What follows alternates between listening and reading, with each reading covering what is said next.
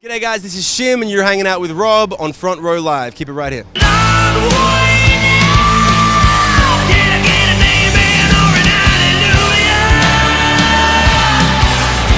Three, two, and then anyway. You're back, dude. Thanks. You're back. Thanks New music. The record is incredible. I've been listening to the last couple days. Thank you.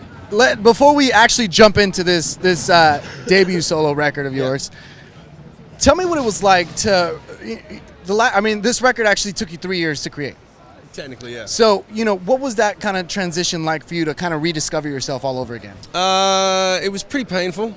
Yeah, like, I'm going to be straight, man. I remember when I started doing this, I decided I was just going to be 100% honest about everything. I wasn't going to, especially when I was looking online at other bands that do other things or other people that go solo. Like, I'd never done anything like this before. I didn't want to do it. I didn't want to be a solo artist. There was nothing in the back of my head when the Puppies were making records being like, well, one of these days I'll go solo. It wasn't I didn't really want to do it. It's a lot of work. It's a lot of responsibility. You get into rock and roll to avoid responsibility. Right. And so really what I just wanted to do was, I thought about it. I had options of things that I could do. I thought I could make this kind of record, or I could go into songwriting, or I could do whatever. And I thought, I'm just going to make the best songs that I can possibly make, the most honest ones, the ones that I think are going to translate to my fans and hopefully continue the connection that I built with them with the Puppies with songs like Maybe and Odd One and Riptide. Right. And really try to just make the mantra for the record was the best songs win, regardless of genre, regardless of production, because a lot of albums have the same sound for every song. Do you think, I think my record, I tried to not do that. I had this conversation with your publicist earlier. Oh, yeah? And we were just talking about how it's kind of amazing that there is no genre. You're not in a bubble. Anybody could listen to this and like it. So that's what I appreciate about the record. Thank you very much. It's a challenge as well, though, because if you don't have a box to fit in, a lot of times people don't know what to do with it. Right, exactly. So it is kind of an interesting uphill battle where I remember I was talking to a friend of mine today about it, and I was like, man, I got one single, Hallelujah's in the top 20 on Active Rock, and I was like, this is going great. But now the record's coming out, and there was this weird initial fear thing where I was like, the whole album doesn't sound just like that one song. What happens if no one likes it? But you never know, man. You never know, but I have a hard time believing that no one's going to like it. You tell everyone that. I'm telling you guys right now, I have a hard time believing you're not going to like it. Yeah. So, but I feel exactly the same way. I think it's the best record I've ever made. Yeah. I put more of myself into this than I ever have, partly because I had more access. The split with the Puppies really broke me in half, and when you have to put yourself back together, you suddenly see all the stuff that was going on inside. While you're sifting through it, you go, oh, look at that. Oh, shit, I didn't know that was there. You put yourself back together, and then you got all this new access to all this new information about yourself and about how you relate to people. And instead of being a little bitch about it, I decided, all right, let's put everything in the music. Let's be really honest about those really bad nights, those nights that people don't like to talk about, right? Those ones where you try to shake it off, but it still happened and it's in the back of your head. It's still there and it doesn't go away, and sometimes if you don't address it, it'll fester and it'll mess with you. That'd be crazy. Yeah. So I wanted to dig into that shit. And I feel like you did with this record. Like, first of all, I feel like the biggest challenge in creating this record was the fact that this entire record is full of anthems. I feel like it's hard for artists to have more than one anthem. But I feel like this entire record is anthem after anthem after anthem. So, how challenging was that creative process? Especially because this time you're by yourself. You're doing it all on your own. Yeah, I honestly don't know, man. I wrote a lot of songs for the record. I knew I wanted it to have that big sound. I wanted it to sound like a celebration. I didn't want it to sound like a breakup record or a Poor Me album. I wanted it to really... I think that... Anthems are born, now that I'm thinking about it just while you're talking about it, but like anthems are really born from the idea of rising from the struggle to some type of victory. Right. That's what the anthem really symbolizes. That's what I feel when I listen to the record. Which is great, because that's really what I was going through. But I didn't really think about it until you just said it, but I did want to create that anthemic sound, mostly because I wanted to live that life on the road when I'm on tour. I wanted to play those songs and give people that feeling and give them something so that they can use in everyday life, like what my favorite music does for me, where like when you go into the gym or when you're driving to work or you're going to the job interview or you're gonna confront your guy or your girl about that thing that you don't like anymore, whatever. You need some energy. You need something to be like, you're the star of this moment. That's what an anthem's about. You're the star of your movie, you're the star of this confrontation or whatever it is, and you're gonna win. And you need those songs for that. And that was, the record really got me through it. So I had to make a soundtrack about winning because that's what I'm here to do. Now one interesting thing I thought about the record was that you started out with A Brand New War, which is, it sounds like an empowering anthem, like, and then you're closing off the record with Don't Wake Me Up. And I was just like, whoa, like you just, I felt like you took it 360. Yeah. So, what was the idea behind the opener and the closer of this record? The opener of the record was specifically designed to be a punch in the teeth. I wanted to wake everyone up. Which you did. Thank you. It needed to just come out swinging. I wrote it specifically to be the opening track. I remember thinking I need an opening track. I want it to sound like this. I want it to feel like this, and I wrote it. And actually produced the whole thing in one night. It was really kind of the way that it is on the album. I tried to fix it. That was it. I tried to fix it later on. Yeah. Didn't work. There's all these little mistakes in there, and when I would fix them, it would take away all the vibe and the spirit. So I left it. There's a lot of little weird mess ups, but it's rock and roll, man. Well, yeah, and that's the kind of energy. Like you feel like your heart rate kind of jacks up. I've had a couple of people. I play it to them in the car, and they realize by the end of the song they're going 80 and it's 65, and they're like, oh shit, I got to slow down. So. But when it came time for the last song on the record is a really important song for me because, I mean, you've heard it and you guys will hear it soon. But it's about that night it's about that night when you're by yourself and the world's too much, and I had that night where it's this weird flip of the switch where you just can't fucking take anymore. You just can't take anymore, and it's nothing specific. It's just this life, this overall weight and everything. And you don't want to kill yourself, but you have this thought. And I found out, only because I wrote the song, that a lot of people have this moment where they just go to bed and they go, can I just not wake up? I just don't want to deal with it. I don't want to be responsible for anything. Like the worst is there, like it's already happening. It's already done, and it's like, I just want to not wake up. I just want to check out. And I wrote the song because I remember that's how I felt. And I remember thinking while I was writing it, my chest got heavy and I got like kind of choky, and I was like, and you hear it in the song as well. And I recorded it that night, and I was half drunk because I had to get drunk to finish the song. Because all the lyrics are true. The wine is true. All of it.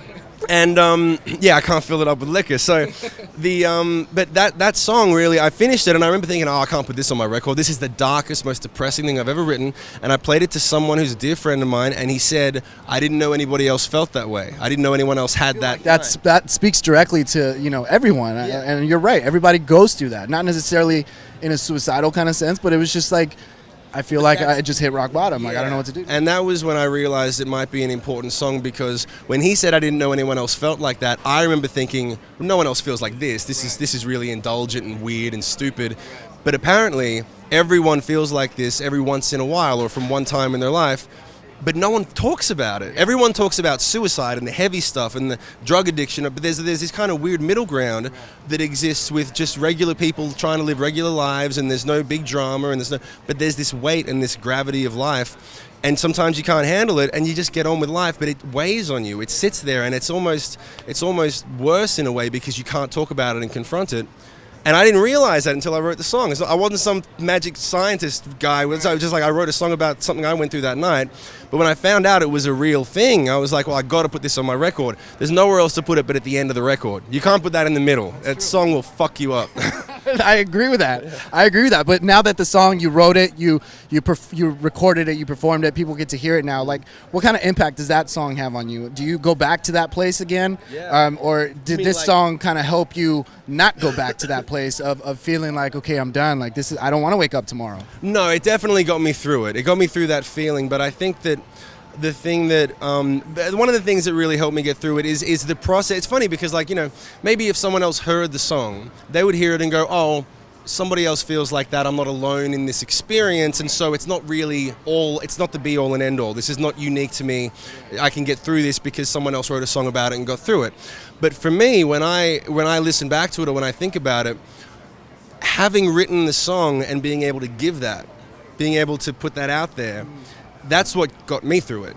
So that's a slightly different experience for me, but I think that the fact that, I'm able to do it, it really is it's a very humbling and very fortunate thing for me as an artist, especially coming back around now being a solo artist and being totally responsible for it.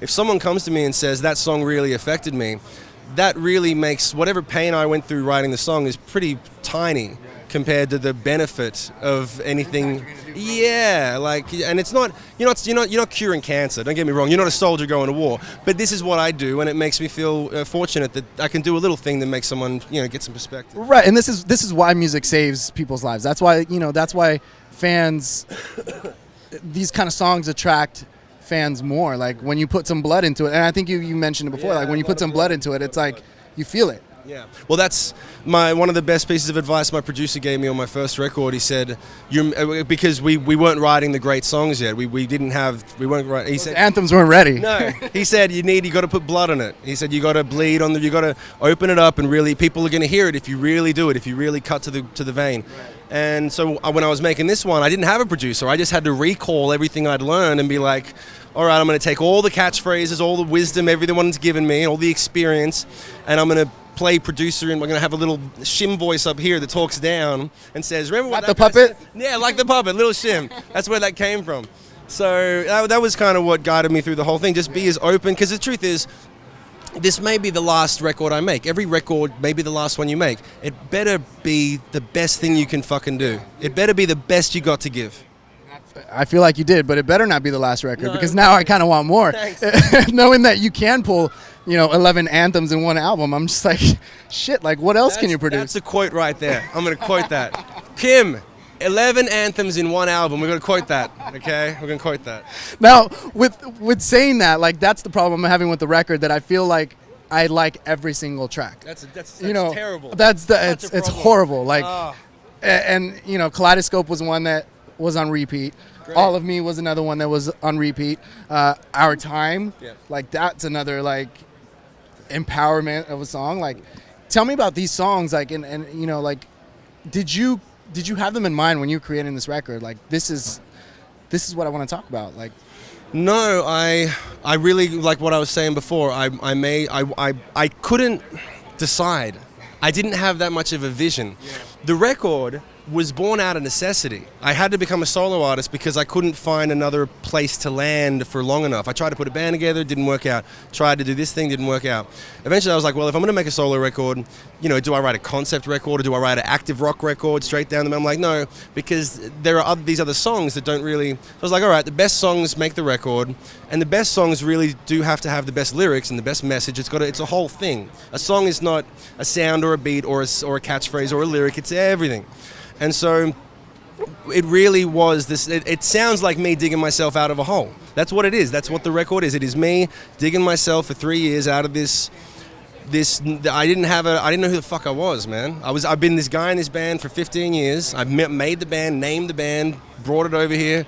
Don't have it anymore. What the fuck do I do now? You're lost. I was totally lost, and I was like, I had to just dig it out. I just had to, it's like, it sounds lame, but it was one day at a time, one step at a time, piecing it together. I think that's the best way for anything. Yeah, luckily having that time gave me perspective to listen back to the songs, and there was a couple of songs that I moved around at the last minute, put like Sting Like a Bitch was replaced another song that I took off. I'll put that on the next record. So, yeah. And with Hallelujah, you did the choruses yourself. And I feel like there's a lot of choruses throughout this record. Did all of those choruses also come from you? Like most of them. There's a couple that I actually got a group of people together, but most of them is me. Okay. And back to Don't Wake Me Up, I love the string section on that. Thank you. What was the idea behind having strings on such a heartfelt song instead of just being your typical just piano song? Like, well, I had a version that was just piano and vocals, and I just remember thinking, it was really kind of, that one thing was almost like an insecurity on my part, because I remember thinking, the worst thing that could happen is you put this really heartfelt song out that needs that emotion, and you put it out, and then a lot of people come back and say, man, you should have put strings on that. I mean, you should have put strings on that one. That's a string song. I should have just been like, you should have just kept it piano. Oh, fuck. Damn. I knew I was never going to make it work. But that was it. I actually had these MIDI strings that I programmed, and it was the first time that I had ever produced cello. So there was the only time over the recording process where I went to a real studio. The rest of the thing was done in my bedroom. And I went to a real studio, I hired a string player, she copied the stuff that I'd MIDI'd, that I'd programmed, and then I said, okay, now what would you do? And we came up with some parts, and then I put them all together, and then that became the string section. But I'd never done it before. It took me like a week to put the whole thing together. I was just mashing it up, hacking it together, until finally it sounded like something. But I appreciate you digging it. Yeah, no, I really do. Now, what song do you feel was the most challenging to create in this record? Not necessarily production-wise, but even like you opening up and being vulnerable. Don't wake all me of up. them. Don't wake me up. Don't wake me up for sure. Yeah, that was physically, like, I've never had to drink half a bottle of vodka to finish a song, but it was noticeable, man. I was here and I started writing it. I remember I got to that, like halfway through the first verse, and there were these lyrics that were just coming. It was like I was vomiting. It was really like I was just getting this shit out. And I remember I was like, I felt sick. It was weird, and I was like, fuck, man. It really was. I mean, you can hear it in the song. And it's really, and I remember I woke up the next day because I don't remember recording it. I was drunk. And I remember thinking, I'm just going to record. I recorded 2 takes, and most of it is the first take.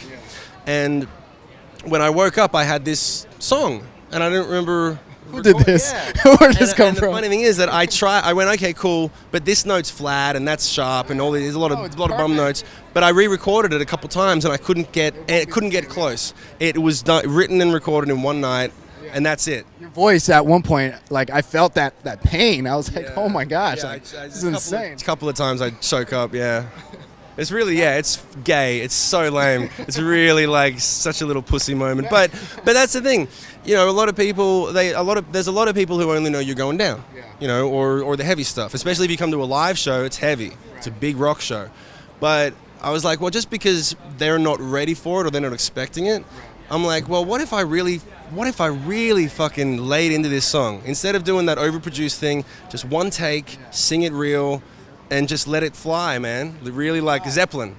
You know? Yeah. And so that's what I try to do. All right. So, like I said, I keep listening to the record. I love the energy on the entire record. So, what are the plans for a live show with this record? Because I'm ready to see you on tour. I'm ready to see you tonight. You're gonna love tonight. This is actually, we did 1 rehearsal with the band. This is acoustic tonight. We're doing 6 songs acoustic. I'm doing 6 by myself, 6 with the band, and they're great. We're doing a Bohemian Rhapsody intro for Our Time, and but the live show's ready. We're doing shows now. I'm kind of cherry picking the right shows, the right festivals and things to do, and because I don't want to go out and the one thing I don't want to do is go out and do a headline tour when I'm not ready for it yet, because a lot of people are still getting reintroduced to my music, and I want to make time for that and really give the music the best opportunity that it has to get on Spotify. The album's only coming out this Friday, September 14th. So it'll be on Spotify, iTunes, the singles on the radio. It's a slow burn. Like, I was talking to a friend of mine today, and I was like, man, this is taking forever. And he was like, dude, it's only been like 6 months. Yeah, it's been 6 months. I mean, remember last time you came over, it took a year and a half before the Free Hugs video. Like, give it a second. Free Hugs video, man, taking it back. Yeah, well, I'll be taking it back, and I'll be telling that story tonight. I'll be playing that song tonight. Yeah. Well, dude, thanks so much for creating such a fantastic album. Thank you. Again, it better not be your last, because I want more. Thank you. So you guys be sure to check out Shim. Hopefully a tour coming real soon. But in the meantime, the album drops this Friday, September 14th. It's a self-titled debut album, and thanks for watching on Front Row Live.